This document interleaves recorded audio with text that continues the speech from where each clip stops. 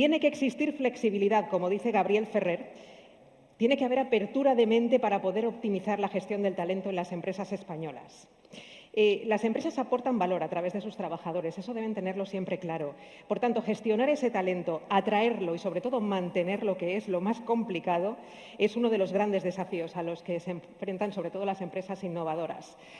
Así que vamos a escuchar atentamente lo que nos tienen que compartir los amigos que van a estar presentes en esta mesa, una mesa conducida, liderada por Gabriel Ferrer, al que estaba citando, director adjunto de Royal Group y director de Royal Group Comunitat Valenciana, actual docente además en Silicon Valley y Tel Aviv.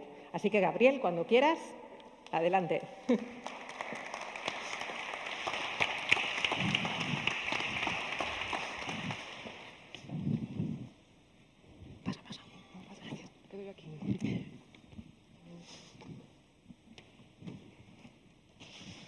Bueno, ¿vamos allá?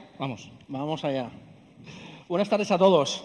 En primer lugar, me gustaría presentaros a los compañeros, a los amigos, como decía Silvia, que me van a acompañar, que nos van a acompañar esta tarde a la hora de hablar de retos en el ámbito de la gestión de las personas en estos entornos de transformación digital. Empezando por Elisa Sponi, directora del área de People and Change en Grupo Suavinex.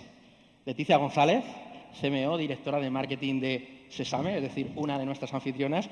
Y por último, y no menos importante, Javier Sancho, director de Personas, Seguridad y Salud del Grupo Panstar. Muchas gracias por acompañarnos. Un placer reencontrarme con Elisa y con Javi, con los que he tenido oportunidad de compartir aventuras en el pasado. Y encantado de haberte conocido esta mañana, Leticia. Espero que podamos tener más aventuras a partir de hoy. Me gustaría empezar con una pregunta, pero no para ellos, sino para vosotros. Si yo os preguntara qué estabais haciendo el 30 de enero por la mañana, ¿qué me diríais? Al menos sé que hay dos personas, o tres, viendo el móvil, o tres, que uno de ellos es Luis, porque lo ha mencionado antes, otro sería igual Jorge, ¿vale? Yo el 30 de enero, era un domingo, y estaba con mi hijo Nicolás, que tiene 9 años, delante del televisor en el salón, viendo la final del Open de Australia. Estaba viendo esa final donde Rafa Nadal se enfrentaba a Daniil Medvedev. Y después de 2 horas de partido, Luis apareció en la pantalla, 2-0 para el ruso, para Medvedev. Probabilidades de que Medvedev gane el partido, 94%. Probabilidades de que Rafa Nadal gane el partido, 6%. Y mi hijo, que tiene 9 años, mi hijo mediano, que ya sabéis que los niños son muy curiosos, me dijeron: oye, papá, ¿por qué le dan tan pocas probabilidades a Rafa Nadal? Bueno, es que son unos expertos. ¿Pero quiénes son los expertos? Y entonces le expliqué: mira, esto se llama inteligencia artificial. Entonces, imagínate, Nicolás, que hay un robot detrás del ordenador que lo que está haciendo es analizar el partido, coger información de ese partido y cruzarlo con información de otros partidos de finales muy similares y de partidos que ha jugado Rafa Nadal, Daniil Medvedev y otros jugadores. Y al final, juntado toda esa información, le dice, como si fuera una varita mágica, que es muy probable al 96% que gane Daniil Medvedev. ¿Sabéis lo que me dijo mi hijo Nicolás? Me dijo: a mí me da igual, va a ganar Rafa Nadal. Y ganó. Y 3 horas después, Rafa Nadal. Yo creo que si había un ser humano que se podía cargar la inteligencia artificial, tenía que ser nuestro Rafa Nadal, ¿vale? Pues de eso vamos a hablar hoy, ¿no? Y creo que al principio además lo dijeron Tony y Luis, ¿no? De cómo el factor humano y la tecnología se cruzan, ¿no? O como lo ha dicho además ahora el compañero de Zeus. Y esto es lo que queremos hablar con personas que lideran organizaciones desde el prisma de los recursos humanos o inclusive que trabajan en soluciones que desde la tecnología ayudan a las compañías a gestionar sus personas. Elisa, permíteme, ¿por qué directora del área de People and Change en vez de directora de recursos humanos? Bueno, pues cuando yo entré a la compañía sí que había función de... ¿Me haces un gesto porque no se me oye bien? Sí, yo creo un poquito más alto. ¿Sí? Ahí. ¿Así mejor? Muy bien. Ok. Pues decía que cuando yo entré a la compañía sí que había una función de recursos humanos, pero estaba muy ligada a gestiones administrativas. Y realmente queríamos buscar un poco una diferencia y alejarnos de esa imagen que era habitual entonces, e incluso sigue siendo habitual, o por lo menos se da todavía, en la que se vincula, pues eso, recursos humanos con la administración de personal. En realidad, el enfoque que nosotros queríamos darle era más de gestión de talento, de desarrollo y, bueno, people porque venía de personas y nos dedicamos a eso, ¿por qué no que aparezca ese nombre en el título de nuestro puesto? Y realmente yo ahora cambiaría lo de cambio, porque en realidad creo que es más transformación cultural que cambio, ¿no? El cambio creo que es una competencia que es inherente ya a nosotros y que hablar de cambio en un contexto de cambio permanente es casi obvio, ¿no? Entonces, bueno, pues por ahí viene. prácticamente nuestra nueva normalidad, podríamos decir. Sí, el cambio, correcto. ¿no? Javi, hacía tiempo que no nos veíamos, prepandemia, Casi ¿no? 5 años. Casi. Efectivamente. Y me comentabas, Gaby, años muy interesantes, pero al mismo tiempo, en una dinámica muy buena para nosotros, llenos de retos en el ámbito de las personas. ¿Cuáles son las principales claves o retos que estáis viviendo en Grupo Panstar en el ámbito de las personas? Bueno, primero me alegro también mucho de verte y agradeceros a todos la invitación. Lo primero deciros que yo me siento como el ratón de pueblo que va a la ciudad, ¿no? Porque vengo de un entorno eminentemente industrial y donde vives con líneas y con trabajadores y con palets, y cuando llegas aquí pues flipas, ¿no? O lo que decía Luis Antonio, que tendría que escucharos 7 o 8 veces para acabar de entender lo que comentabais, ¿no? A la pregunta que me hacías, Gaby, nosotros efectivamente hemos tenido años muy, muy complicados. Ha habido un elemento que nos ha hecho transformarnos a todos, que ha sido la pandemia. A unos porque, bueno, lo que se habla, ¿no? Que si la gran renuncia, que si están decidiendo dejar entornos de mucha responsabilidad, que si están decidiendo pues, volver a conciliar y flexibilizarse, y otros porque han ido a casa, han visto lo que hay y quieren seguir trabajando, ¿no? Cada uno por sus razones. Pero efectivamente nos ha obligado a asumir retos que no esperábamos, ¿no? Yo lo comentábamos cuando llegaba, yo recuerdo que tuvimos que negociar un ERTE, como muchas empresas en este país, ¿no? Y yo creo que tengo récord de negociación, ¿no? En 1,5 días y por Teams firmamos un ERTE en una empresa y lo pusimos en marcha para poder sobrevivir, ¿no? No obstante, yo creo que una vez esto ya ha pasado, ¿no? y ya nos encontramos ya en el 2022 en un entorno pues ya afortunadamente de crecimiento, yo te diría que el principal reto es gestionar el desarrollo de la capacidad de adaptación al cambio de nuestra gente, ¿no? Cómo conseguir hacer ver que lo único que es seguro hoy es que estamos en continuo cambio, ¿no? Y eso es algo que cuesta muchísimo, porque al final no solamente es una cuestión de capacitación, sino una cuestión humana, ¿no? Nosotros somos anticambio por naturaleza, y conseguir que ese anticambio por naturaleza cambie pues es complicado. ¿Cómo lo estamos trabajando nosotros? Pues a través de mucho trabajo de habilidades soft. Tenemos partners con los que trabajamos relaciones humanas inteligentes, trabajamos temas de coaching, trabajamos temas sobre todo de liderazgo, y tratando de hacer ver que el quedarte en tu esfera de confort no te permite crecer, ¿no? Y no aporta a la organización. Entonces, bueno, trabajando esa parte de acción al cambio, tratamos de conseguir que nuestra área aporte valor a la empresa y que al final se consigan los objetivos, que es para lo que cualquier departamento está, ¿no? Muy bien. Leticia, en Sésame ayudáis a las compañías, a través de soluciones de tecnología, a mejorar la gestión de sus personas.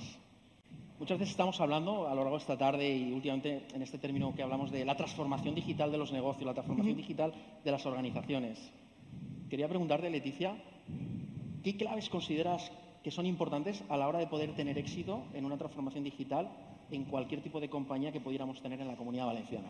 Pues, a ver, sobre todo que estamos hablando ahora de personas y tecnología, para mí es el match perfecto. Es decir, no se puede nunca poner lo que es la transformación digital si no tenemos una conciencia de cara a dónde la vamos a poner. Las personas tienen ganas de establecerla dentro de las compañías.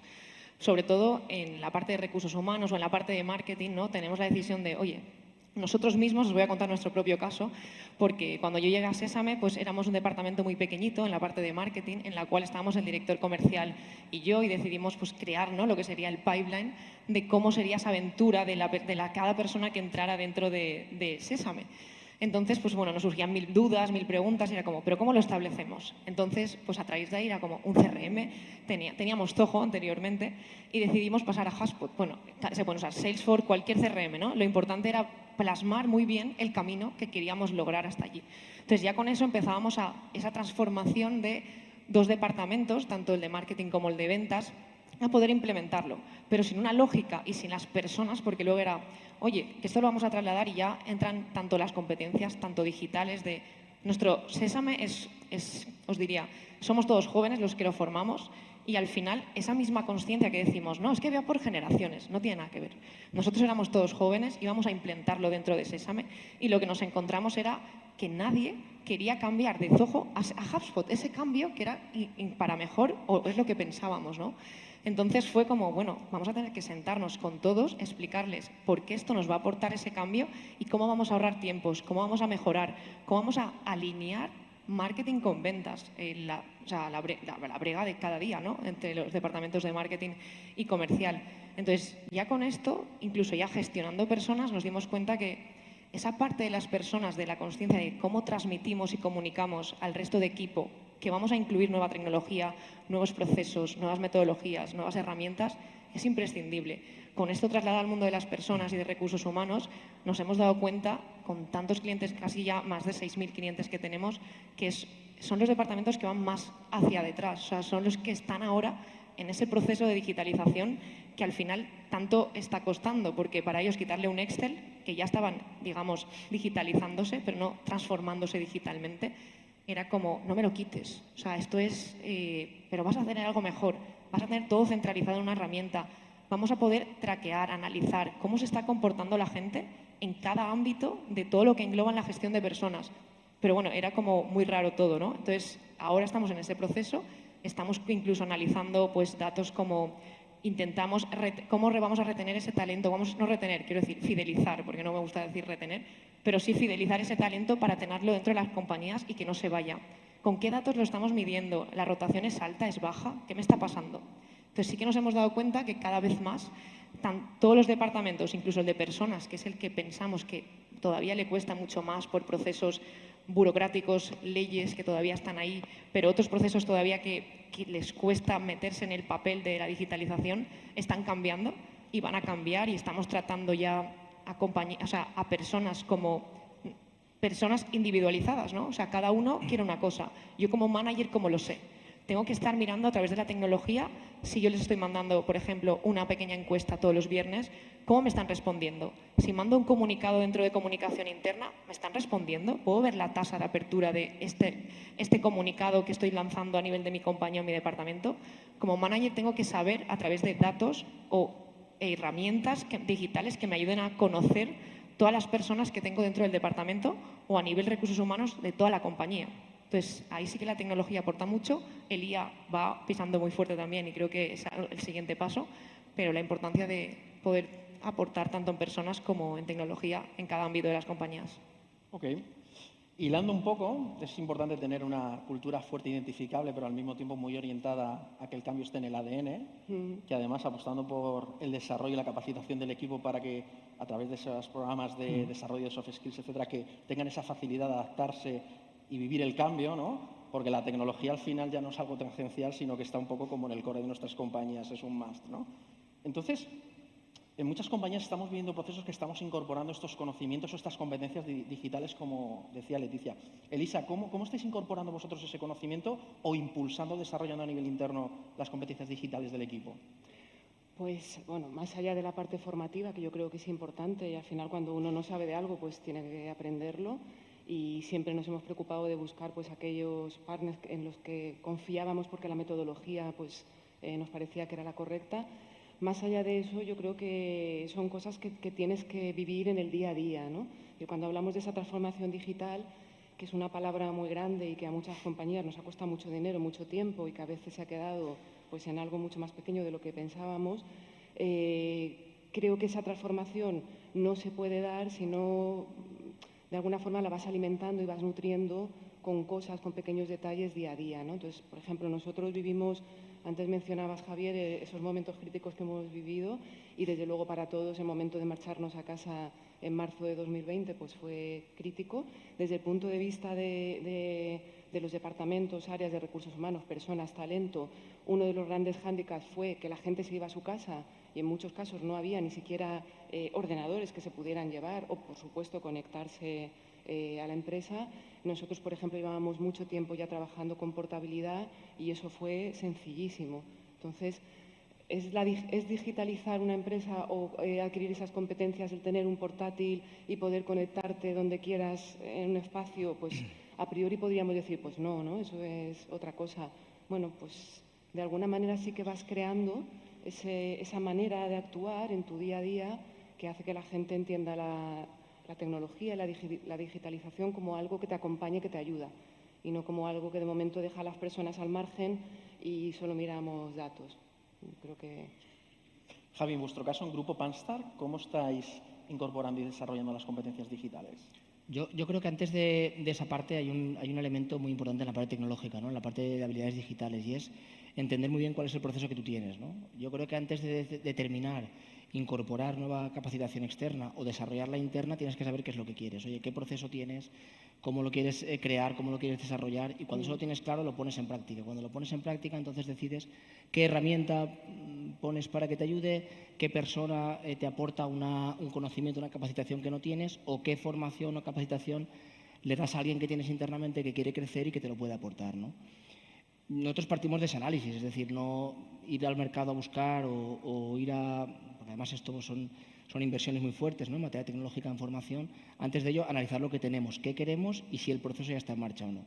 Yo creo que el orden primero es definir el proceso y después aportar esa parte de competencia o de herramienta, ¿no?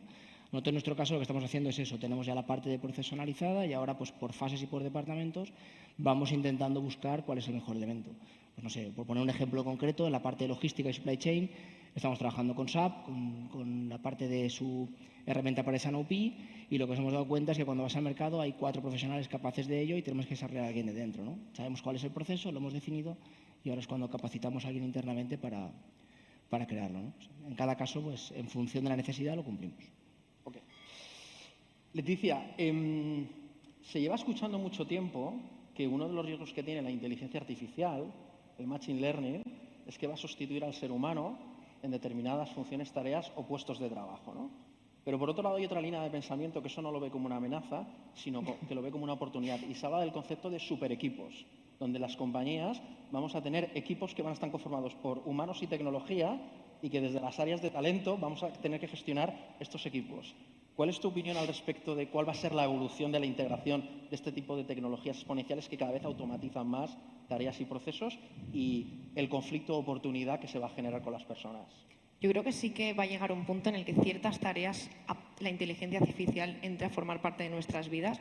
Nosotros ahora mismo, por ejemplo, incluso estamos en un proceso de pues, ¿no?, estrategias que estábamos hablando antes de marketing, de SEO, de tal, que es redactando contenido. Hay muchísimas plataformas ya de creación de contenido que te lo está redactando un robot, ¿no? Entonces nosotros, ha entrado una persona incluso al departamento que le decíamos, oye, yo conozco sobre estas tecnologías, vale, pues vamos a probarlas.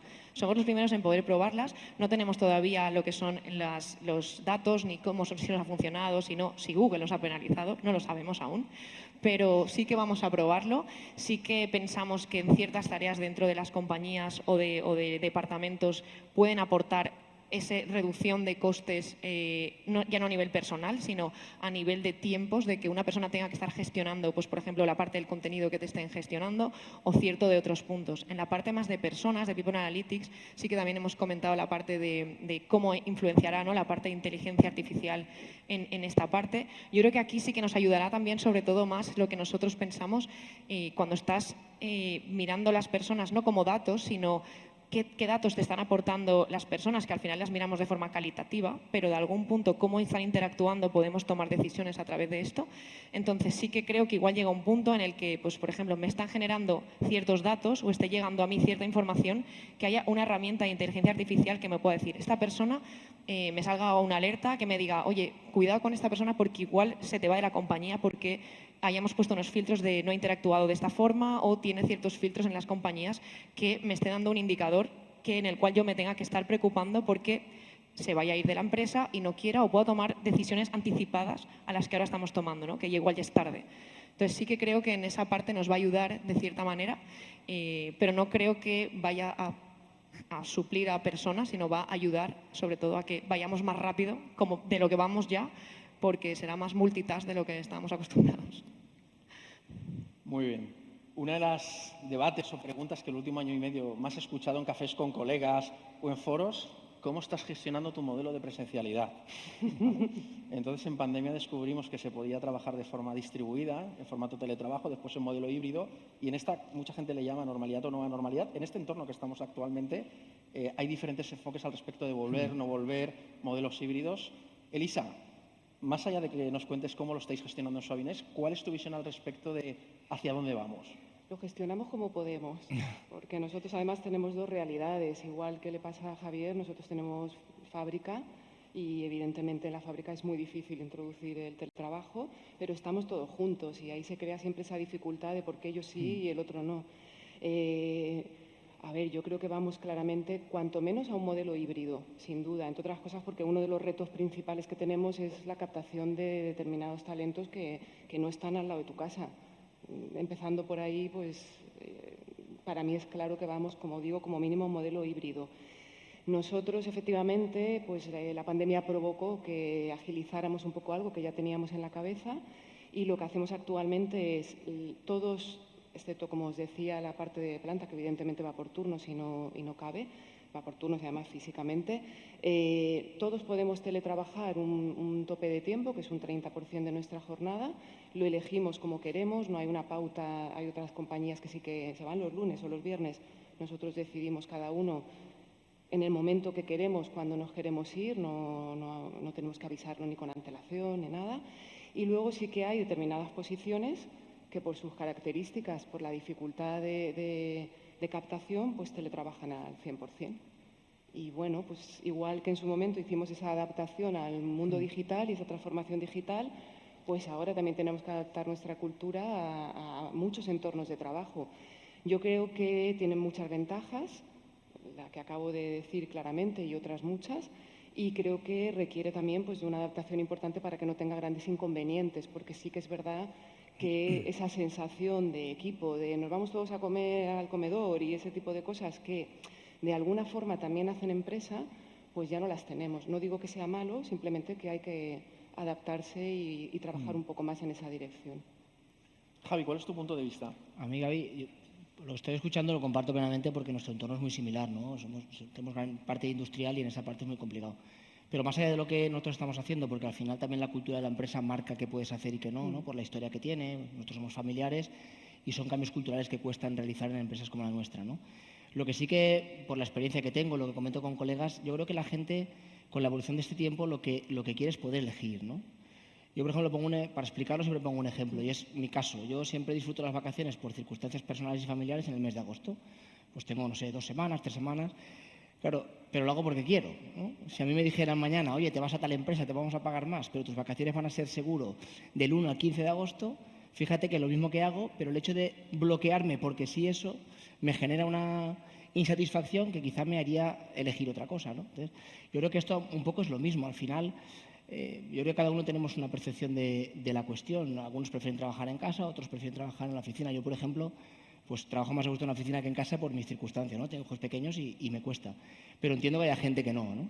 Por lo tanto, yo creo que lo que tenemos que tender las empresas es a que la gente pueda elegir, y sí que comparto lo que comentaba Elisa, ¿no? Que no sea algo encorsetado, que la política no sea demasiado rígida, ¿no? Que haya flexibilidad, que haya libertad y que la gente se pueda adaptar en función de la necesidad que tenga cada uno, ¿no? Yo creo que eso es lo que hará, como decía también, el hecho de que no retengamos, sino que fidelicemos al talento, ¿no? Que es lo que todos buscamos, ¿no?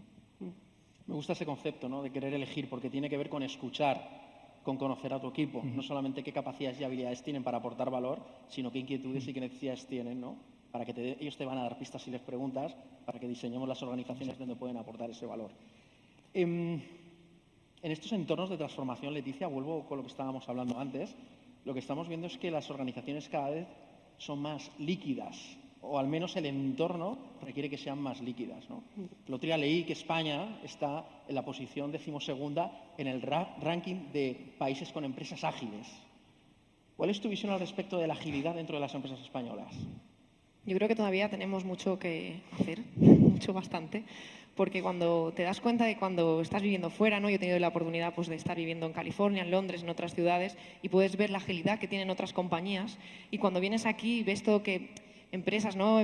Tanto empresarios, empresarias que están gestionando compañías tan grandes y les cuesta tanto, ¿no? Incluso ya solo el tema del teletrabajo o poner nuevas metodologías o cambiar simplemente un programa de tecnología o cualquier cosa, son bastante reacios y reacias a poder tomar este tipo de decisiones. Entonces creo que tenemos mucho que aprender todavía de otras empresas, de otras culturas, de otros países, para poder traérnoslo aquí y poder ser un poquito más ágiles de lo que somos. Es cierto que la pandemia lo ha agilizado un poquito más, porque nos ha agilizado el poder elegir, ¿no? De si podemos teletrabajar, tener políticas mucho más que se adapten, ¿no? A las personas que tenemos en la compañía, que podamos siquiera individualizar. Yo quiero conciliar vamos a darte la oportunidad de hacerlo. Yo quiero teletrabajar, trabaja. Yo quiero trabajar desde China, pues hay empresas que sí, trabaja desde China, pero conéctate a la hora de aquí, ¿no? O sea, creo que se abre un abanico de posibilidades de nuevas generaciones que pisan muy fuerte, que tenemos que adaptarnos a ellas, porque al final van cambiando, van pisando muy rápido y nos toca acelerar muy, muy rápido para adaptarnos. Y la compañía que nos adapte va a tener un problema, yo creo. O sea, porque al final vamos a ser ágiles, pero hay que hacer esa agilidad mucho más rápido de la que la estamos haciendo, porque nos pisan otras empresas, otras compañías y otras culturas. Ya lo decía Tom Peters, ¿no? Si tu velocidad de cambio es inferior a la velocidad de cambio del entorno, atento. En esta línea, Elisa, las organizaciones tienen que cambiar. No podemos gestionar o intentar resolver los problemas del siglo XXI con modelos de gestión o de management del siglo XX, ¿no? ¿Cómo crees que deben evolucionar los modelos de liderazgo de nuestras compañías del siglo XXI? ¿Hacia dónde tienen que ir? Te contesto a eso y añado a lo que decía Leticia, que estoy totalmente de acuerdo, que yo no sé de dónde has sacado ese dato, Gaby, ya me lo contarás. Creo que te lo voy a compartir porque a mí también me sorprende. Me hicieron que te diga la pregunta, decimosegundos. Creo que estamos lejos y no solo porque no se dé la cultura empresarial o la voluntad de las personas que estamos en las empresas de que se produzca esa agilidad, sino porque tenemos un entorno también administrativo muy difícil.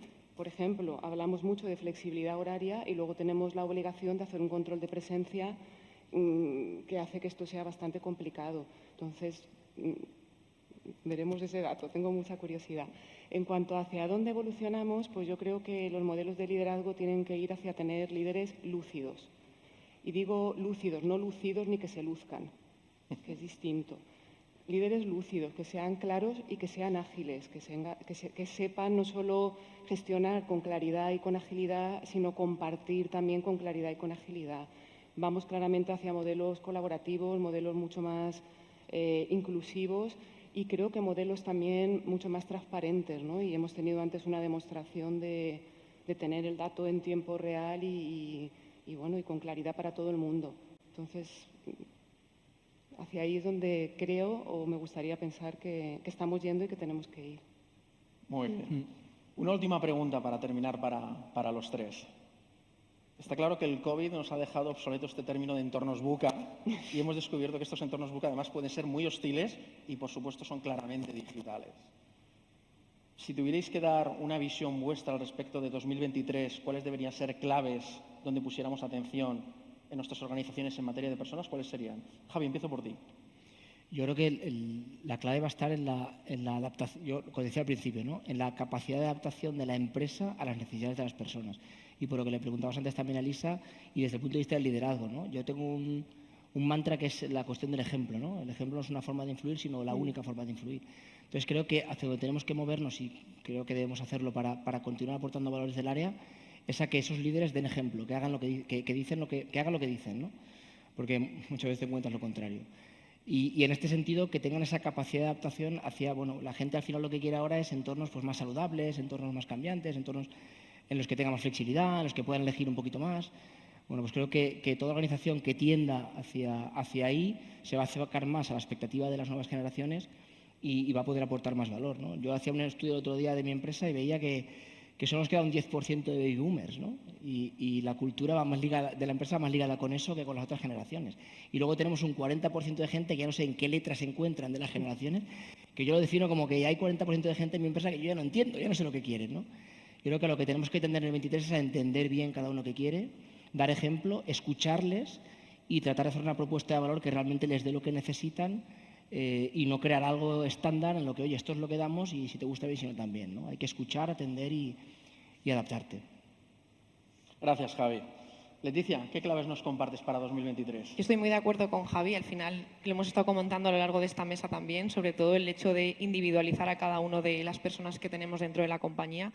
Es cierto que, por ejemplo, nosotros aquí, esta es nuestra empresa también, y poder hacerlo, pues que tengas un entorno agradable, ¿no? Que ya no sea que tengas vistas al mar, pero sí que haya algo que te aporte, que quieras ir a la oficina, ¿no? Porque al final tendemos a modelos híbridos en el cual habrá 100% remoto, otros que estarán mezclados en la parte presencial, porque todos a ser humano nos gusta socializar, habrá otros perfiles que no, pero entonces sí que vienen muchos cambios también, sobre todo el que las compañías que 100% no vayan a adaptarse a cómo van las tendencias de los recursos humanos o las tendencias del mercado, o sea, sí que se van a quedar fuera o la gente no va a querer trabajar allí. O sea, tenemos que hacer que sea agradable cuando puedas venir a la oficina, que te guste, que tus compañeros, que el proyecto te motive también, porque si no, no hay nada por donde empezar. Pero sí que, sobre todo, individualizar mucho a cada persona que tenemos en el equipo y que les ayudemos en toda esta parte para que nos aporten al final ese feedback de win-win de ambos. Gracias, Leticia. Elisa, terminamos contigo.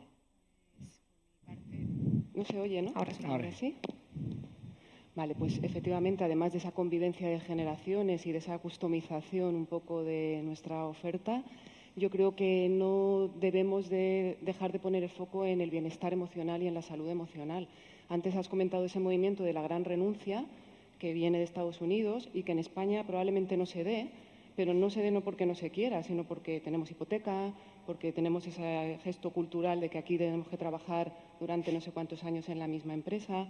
Y eso me preocupa, porque que el contexto no permita que se dé no evita que a la gente le gustaría hacerlo. Con lo cual podemos tener dentro de nuestras empresas grandes renuncias que además están dentro de las empresas, ¿no? Entonces, me parece que es un tema relevante que no podemos pasar por alto. Hacer una pequeña pausa, porque sí que es cierto que nosotros que estamos gestionando, ¿no?, a más de 6.000 empresas y sobre todo son directores de recursos humanos, de talento, de personas, sí que nos dicen, han venido empresas tanto familiares como empresas más digitales, nos dicen, ¿cómo lo hacéis para que no se vaya la gente, ¿no? Y entonces todo el mundo llegábamos al mismo sitio, que es la cultura que tú quieras mostrar en la compañía, es la que va a hacer que las personas vayan a estar trabajando contigo. Es cierto que viene una gran renuncia y aquí se está notando, no tanto igual que Estados Unidos, pero se está notando ya. La gente ahora mismo, da igual la generación, si no me das esto me voy a ir, porque no se adapta a mi calidad de vida. Pasamos a un mundo de lifestyle que es, el trabajo se tiene que adaptar a mi vida, porque si no me voy a ir, porque si no me lo das tú me lo va a dar otra empresa. Entonces tenemos que estar muy preparados para adaptarnos a lo que cada persona quiere y ya no más allá. Ya todas las generaciones están demandando. Y no es solo el teletrabajo, el conciliar, el poder irme a viajar si quiero y se lo voy a tener que dar, porque si no se va a ir a otro sitio y se lo van a dar igualmente, ¿no? Entonces ese cambio que tenemos que concebir ahora en las compañías que está ya pasando en España y creo que cada vez va a ser más rápido, al igual que lo quiero y lo quiero ya, porque lo quiero desde ayer y no me lo estás dando, ¿no? Entonces, por eso también nosotros abordamos por la transparencia, que todo el mundo conozca todo, pero incluso nosotros lo estamos viviendo, ¿no? El cómo nos está costando adaptarnos a cada parte de cada persona que está entrando dentro de la compañía. Muchas gracias, Leticia. Agradeceros enormemente a los tres, Elisa, Leticia, Javi, un auténtico placer compartir con vosotros este momento. Y bueno, Daniel Goleman lo decía, da igual lo buena que sea tu estrategia, al final necesitas personas para implementarla. Muchas gracias.